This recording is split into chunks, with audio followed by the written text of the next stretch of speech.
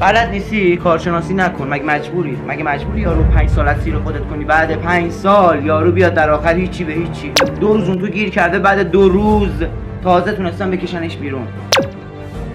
در آخر یک خانواده رو بدبخت کرد، عزادار کرد، اسیر کرد، یه امت و یه ملت و هیچی به هیچی. حالا اون کارشناس هم راست داره میگرده، معلومی کجا هستش. بدید به این حرومزاده ها براتون کارشناسی بکنن، در آخر یک خانواده رو هم داغدار کنن. یه قصه تک به تکتون هست. فردی که به قصد پیدا کردن اشیاء تاریخی اقدام به حفاری چند ساله کرده بود، دچار حادثه شد.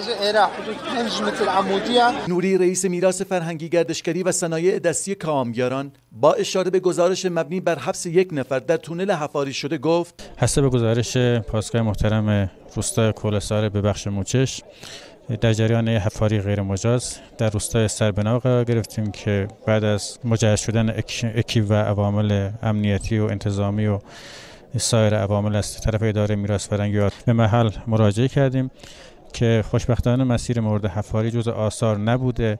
تا به حال هم هیچ نوع گزارشی از این حفاری به خود اداره میراث فرهنگی مخابره نشده بود. بامشاد رئیس دادگاه بخش موچش با اشاره به گزارش مبنی بر تونل حفاری شده گفت: یک عده افراد سودجو اقدام به حفاری محلی در روستای سربنا به بخش موچش نمودند که طبق گفته همدستان ایشان که الان عهدی از همدستان این حفاران در بازداشت به سر میبره، حدود 5 سال مشغول به این کار بودند. خاکی که از این حفاری در اومده رو در یکی از مرغداری های همون اطراف که متعلق به همدست این حفارا بوده دپو شده و الان یکی از شرکای این جرم داخل تونل گیر افتاده به گفته این همدست حفار.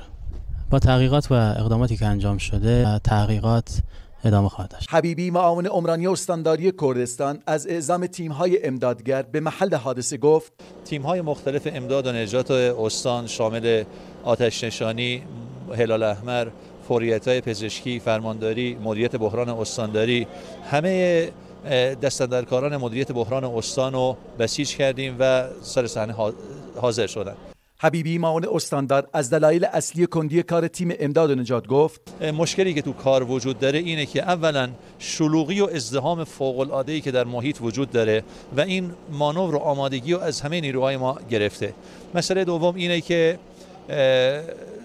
تنگی اون کانال و تنگی اون مجرایی که وجود داره بعضن دست ساخته، بعضن محیط طبیعی باعث شده و ناشی از فرسایشه. به همین خاطر ریزش هایی که اتفاق افتاده و در عین حال مواد شیمیایی که با خودشون داخل غار بردن باعث شده تنفس اونجا با مانع مواجه بشه.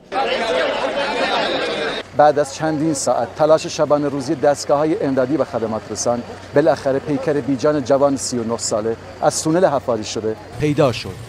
حسین چشم کبودی، خبرگزاری فارس.